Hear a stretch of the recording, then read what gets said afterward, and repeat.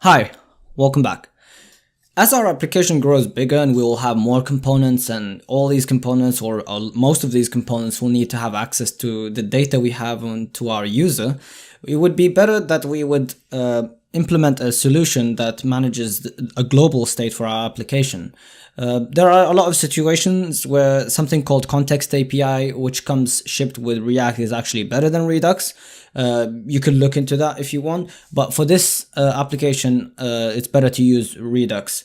And to use Redux, we're going to need to install a couple of packages. And if you don't know what Redux is about, I will post a link to this really cool article that I think you should read to understand what Redux is and why we use it. It will introduce you to concepts like prop drilling, and funnily enough, it uses an example that's like what we're making right now, which is a social media platform that's similar to Twitter.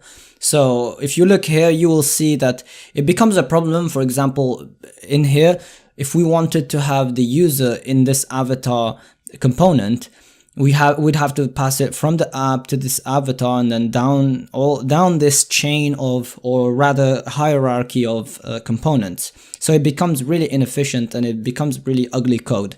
So what we need to do instead, we would have something set up like this, where we would have a store, and whatever component, no matter how deep or down in the tree it is, it can directly talk to the store, fetch data, or send actions that will tell our reducers to mutate our global state and change it so that all the other components will be aware of these changes that are happening. Now, there's a really cool diagram that I want to show you in this article, which I will link in it in the description as well. But funnily enough, I don't want you to read this article because I don't know, this guy, I feel like, is trying to use too many buzzwords and fancy language and referencing other libraries that maybe you're not even aware of. But I just want you to focus on this diagram because it kind of encapsulates what React is. Essentially, we have events triggered from our UI or user interface, like someone clicking a button, submitting a form, whatever. Any of these actions could trigger an event, and then an event will fire up an action. And this action will dispatch an action with a type, and sometimes with a payload as well. And then that type gets received by the reducer. And the reducer will then decide, depending on what type it received, what to do and how to mutate our state. And then once the state has changed, all of our application is aware of the state.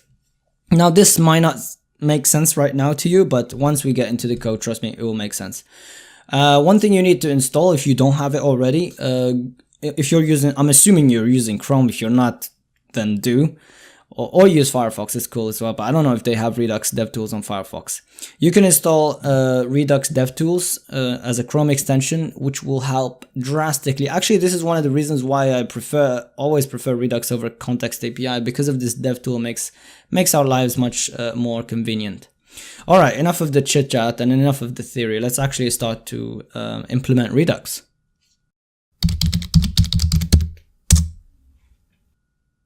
Okay, so let's go to our app. I'm going to open up a new terminal and we're going to install 3 packages. So npm install --save. First is Redux, which is a standalone JavaScript thing. Second is React Redux.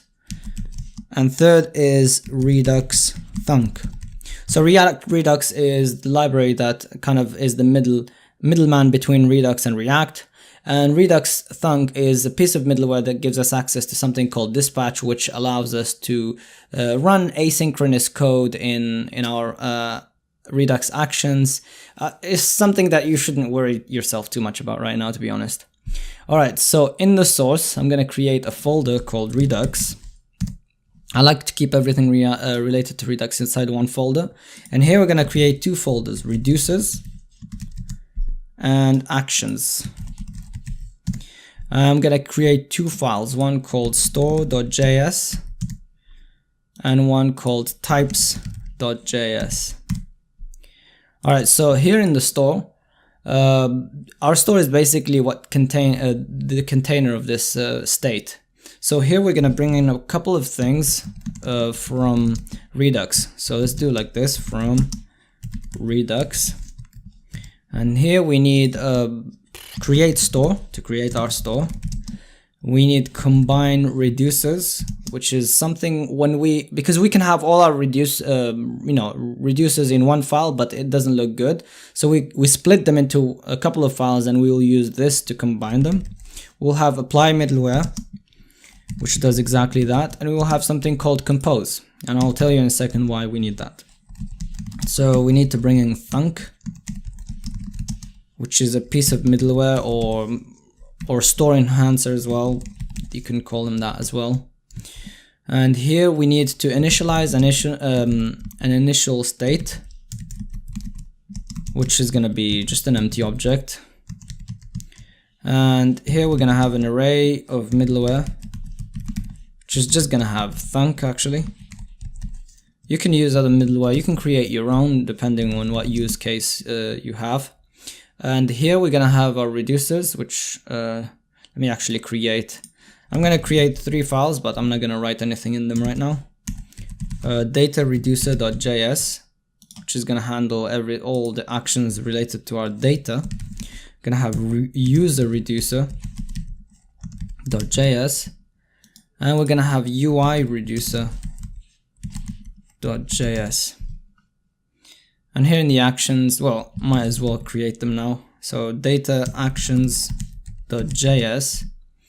and what's the other one? User actions.js. And we're not going to have a UI actions because we're going to fire those from both the user and the data actions. So here we do const reducers. Actually, we need to import them. So import first is user reducer in no particular order, equals import. What am I doing? From, this is not ES5, from slash reducers slash user reducer. I'm just gonna copy this, paste it 2 more times, and here I'm gonna say Control D and do data reducer. And here I'm going to do UI reducer. Whoops, reducer. And here we're going to combine them. So reducers equals combine reducers. And if this code is a bit confusing to you, don't make it confusing, because this is just one thing you're going to write once, and then you're going to do the actual code inside the actions themselves. All right, here, this is our actual state. And here we get to name our objects inside the state. And for the user data, I'm just going to name it user and give it the user reducer. So everything that comes from the user reducer will be stored inside of this user object. Inside the user object inside our state. We're going to have data, and this is going to be from data reducer. And we're going to have UI from UI reducer. Now we can create our store. So we do const store equals create store, and here we pass it 3 things: our reducers, and the second is our initial state, and the third will be usually it would be just the middleware, but if we were to go to our application and we do F12 and we go to the Redux extension, I don't know why it's saying that we have a store. We don't actually have a store. But to have, like, let's look at the Redux DevTools setup, because there's this long string that we need to put. Yeah, this one right here. So window.redux devtool extension. We need to apply it as a store reducer so that we can see the data shown on that extension. So apply middleware, and here we spread our array of middleware, so a dot middleware, and then the second argument to compose, we actually paste that the string we copied from the React DevTools GitHub page. So we save and it formats. Let me close these console windows. Yeah, so okay, so this is our store. We actually need to export it. So let's do export default store. So this is basically what contains our application state. Now we need to actually give it to our application. So we can do this by going to app.js, and here we're going to bring in two things. Let's say Redux. Here we need to bring something called provider from React Redux. And what do we need? We need our store. So store from one level, or on the same level rather, Redux/store. Yeah, we just need these two things, and we need to wrap all of our application inside of this provider. And it doesn't matter, it can wrap the MUI provider, or the MUI provider can wrap it. It doesn't matter, they don't interact with each other. So we can just put this provider, and it takes a store, which is gonna be our store. We close this, and now let's cut everything and put it inside of this provider. So now, as you can see, everything that's inside of this provider will have access to our store, which is our state.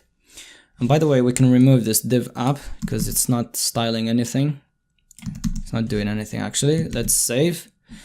Okay, right now we just introduced Redux, but we don't have anything. And if we would go to our application and refresh, my dev server is still running. If we go to Redux here in our state, actually we haven't initialized it.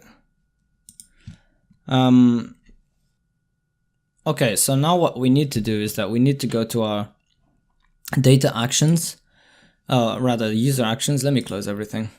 User actions, because what we're going to start to do is we're going to start to move this code, or this login code, from the login component, and the same from the sign up component, and move them into the user actions.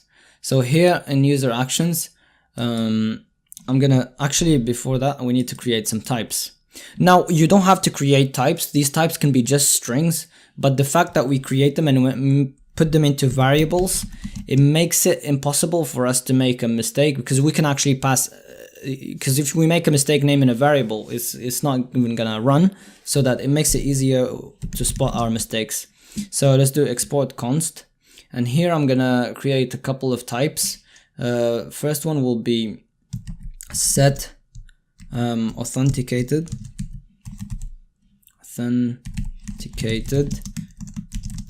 which equals actually exactly that, but as a string.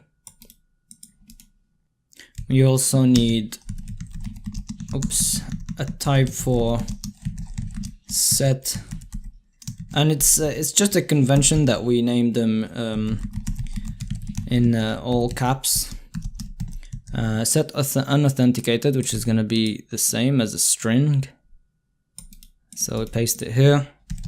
And we need also a set user, a type called set user.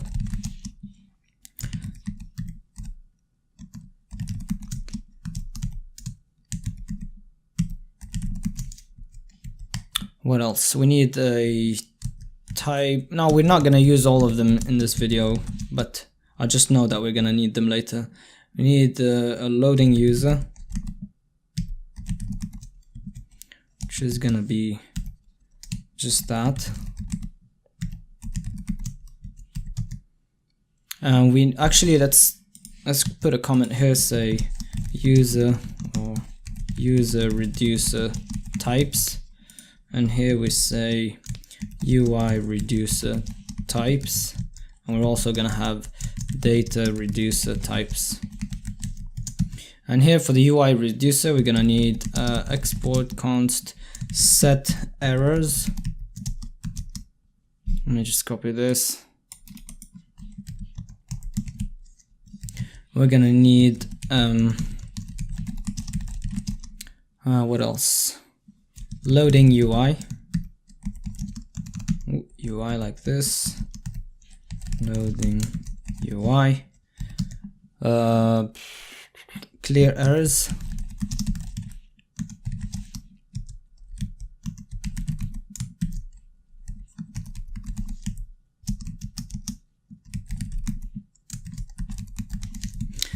I think this is it for now. If we need any more types, we're gonna create them. So let's go to user actions, and let's bring in these types that we need for user. So set user, and we need set errors, we need clear errors, and we need loading UI from, go back one level and go to types, and here we're gonna actually just move this code that's inside of the handle submit, so the login code. So let's copy actually from here this Axios call, and let's paste it into, let's call this action export const login user, and it will take user data,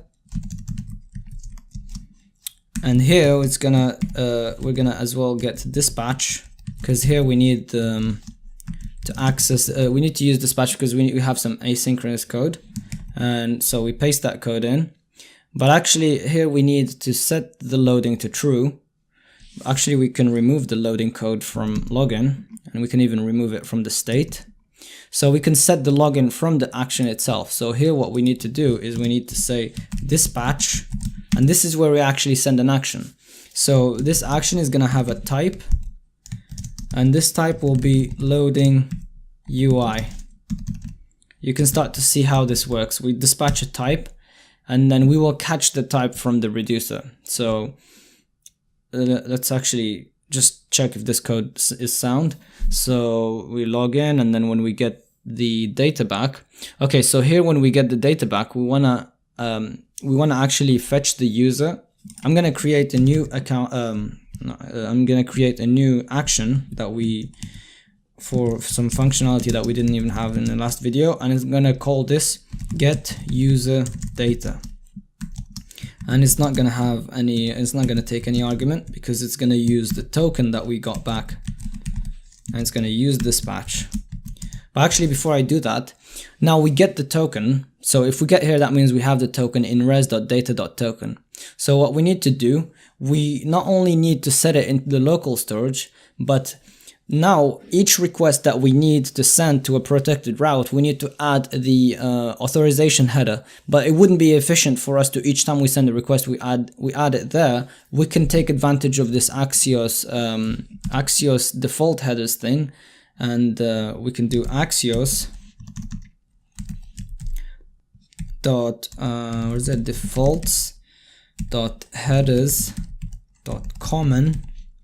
And by the way, this is in Axios GitHub documentation page, and here the header will be authorization, and the value of it will be the actual token that we got plus bearer. So we can do bearer. Actually, we could put this in a variable, so we can say const fb id token equals template string bearer and space, and then we do res.data.token. So now we can give this a variable here, and we can as well assign it here to the headers. So now when we do this, each time we send a request through Axios, it's gonna have a header, an authorization header with this value, even to not unprotected routes, which is not a problem at all. So here in get user data, we can just say Axios dot get, and if you remember, we can send a get request to /user, which will get us the user data. So here we do dot then res. So if we get a result, a success result, we need to dispatch an action. So here we dispatch an action of type, and this type will be set user. And this action actually takes a payload, and a payload is basically some data that we send to our reducer, and then the reducer does something with it. And the data here would be just response.data, which we get back, which is the user data. And of course we need to handle in case there's an error, catch, and if we get an error here, we just console log it, console.log error. Alright, so we get the user data when we log in. And here what we need to do when we get the data, so there is no state because we're not in the component and we don't log it.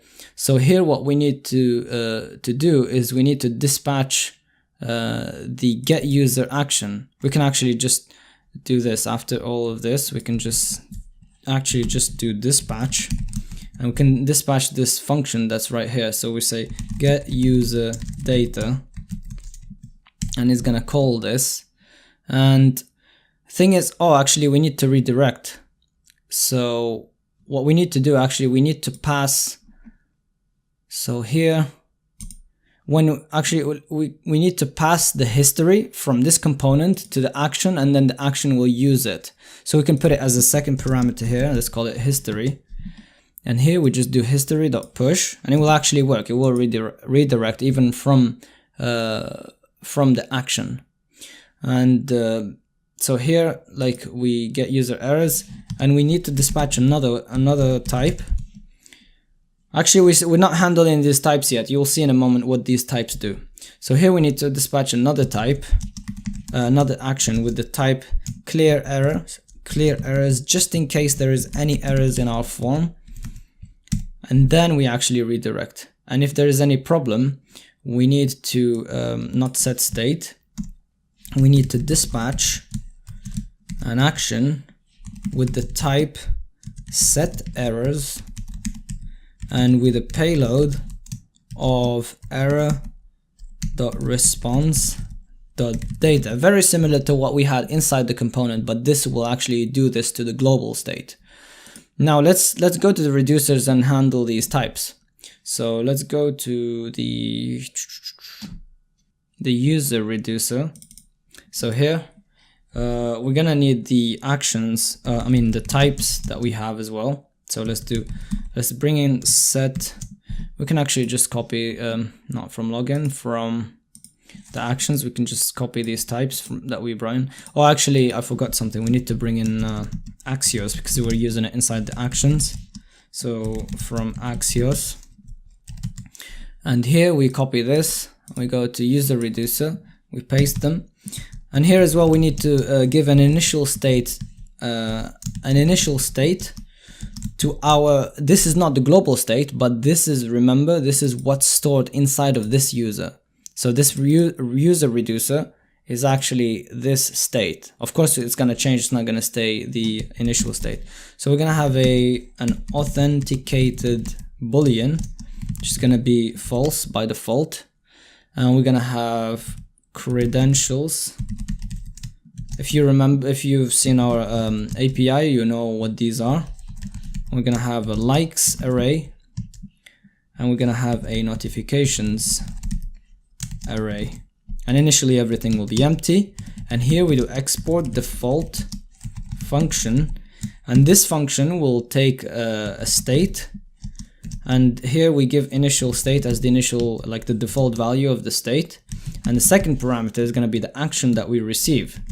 So here we're going to have a switch. So depending on the action, we're going to do something. Actually, no, depending on the action type, we're going to do something. So here, this is where we catch our types. So case, the first one will be set authenticated.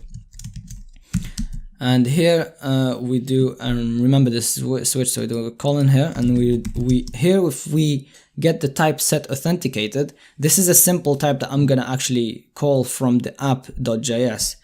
This just returns the state, and each time we return the state, we actually spread the state that we already have, and then we change a couple of things in it. Here, what we change is the authenticated, we make it true. And let's handle the set unauthenticated state. We're not using actually these two types in this video, but we will set them for future use. And here we just, if we set unauthenticated, this is going to be used when we try to log out. So here we just actually return the initial state, which has authenticated a false and no data. Now here we can handle the set user type, which we just dispatched from the user actions, and here we simply return authenticated. We set it to true because we got user data, and we need to spread action payload. Because remember from our API, when we send our token to /users and we get the data, we actually get something like this with credentials and likes and notifications. So if we just spread it like this, it's gonna bind the credentials to credentials, the likes to likes, and notifications to notifications. And of course this is a switch, so we need a default case. So default, we just return the state that we have right now, which is this. All right, so let's save this. And let's go to our login, and here in the login now we need to connect this component to the app state. So here we bring in two things. Let's say here Redux stuff, and here we bring in something called connect, which does that, and this is from React Redux, and we need to bring in that action, the login user action. So here we do import login user from so we go back actually one level to Redux /actions /user actions. So here, instead of doing what we did earlier, we actually just do this. Actually we need to bind it first, but let's just type this dot props dot login user. And remember, we pass it the user data, which is user data right here, and we pass it this dot props dot history, so that it can use it to redirect us on success. And here at the bottom, we need to actually use connect, which is another higher order component. Let's cut this and let's do connect. And let's leave this empty for now, and the second one will be our with styles login. And here it takes three things, but of those three things we need two. One is called map state to props, we'll create these in a second, and one is called map actions to props. And the map state to props will be const map state to props. It's going to be a function that takes our global state and returns. So now it takes our global state, and then from the global state we take what we need basically. So right now what we have is we have user, data, and UI. And for the login component, we don't need data because we don't need to show any screens in the login thing. So it makes sense that we only get the user and the UI. So let's actually do that. So let's get user will be state.user and UI will be state.ui. All right, UI like this. And here we need to say as well const map actions to props, and this we're telling which actions we're actually going to use, and in this case we just need login user. So we pass them here, and actually these will be props. All of these will be props, so let's add them to our prop types. So here we say login user is a prop types. It's actually a function, so prop types.func.is required, and we have user, which is an object. I'm just gonna copy this, and then we have UI, which is as well an object, and I'm gonna paste this. So yeah, all right. So now the user and the UI are actually brought in from the global state and mapped into our component props. So these will be in our props right now. And so is gonna be the login user. This is why we can actually here do this.props.login user. And here what we need to do is the loading. Now we no longer have it in our local state, we have it in the props. So we can get it from the props, but of course we can't just get it like that. It's inside the UI. So we do UI and then colon, and we get it from inside the UI. And I think this is it for here. One thing we're not doing is we're not actually here when we get the errors, we're not handling that. So user actions here, when we do set errors, we need to handle that from the UI reducer.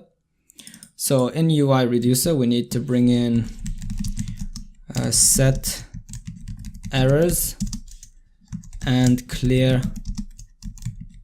errors. and loading UI actually as well. Loading underscore UI from go back one level, and then types. And here we need as well an initial state for this. And our UI reducer will hold the loading, which is initially false, and an errors object, which is null initially. And here we do the same thing, export default function, which will take a state, the initial state, and we'll take an action as well. And here we do a switch, and here depends on the action.type, types type. And here we have a, let's do default first. So default, which is return state. And here we can do case. What's the first one? Set errors. So if we get any errors, we we just spread. So we just like spread the state. And what do we do actually? Actually, yeah, we set the loading to false because we finished loading. We actually got some errors, and we set errors to our action .payload. And if we get the clear errors case, we do return state, and we set the loading to false, and we set errors back to null. And we have loading UI actually as well. So let's do case loading UI. Oops. Here we just return, oh my god, return state, and we just set the loading to true. Alright, is that everything? Get set errors, clear errors, loading UI. Okay, this looks good for now. I think this is everything. Let's check if we have any errors. We don't. Let me actually stop this and run it again.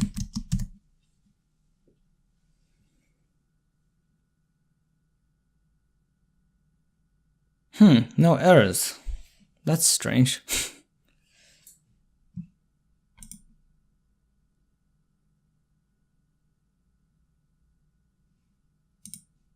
Okay, so let's open up the console. Let me put them side by side. Alright, do we have a token? Yeah, we don't. Okay. Alright. Oops. Alright, that's our first error. Login user is not a function. Is it not? Oh, because I didn't save this file. Okay.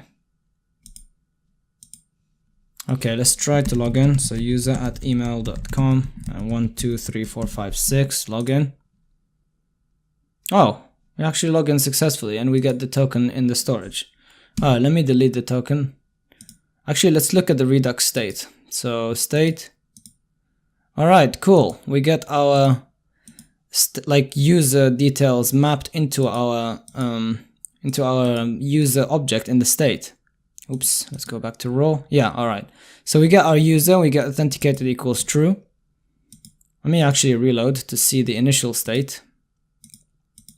Yeah, the initial state is what we had it and authenticated as false. And let me actually try wrong credentials. Oh, interesting, we get an error here, but we don't get it here.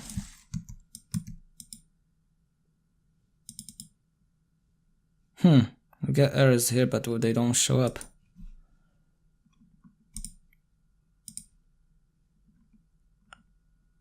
Oh, okay. It's because these props don't come straight away. Actually, we need to do component will receive props, and this takes next props. And here what we need to do simply is this.set state. yeah, we need to get the errors and then set them to our local errors.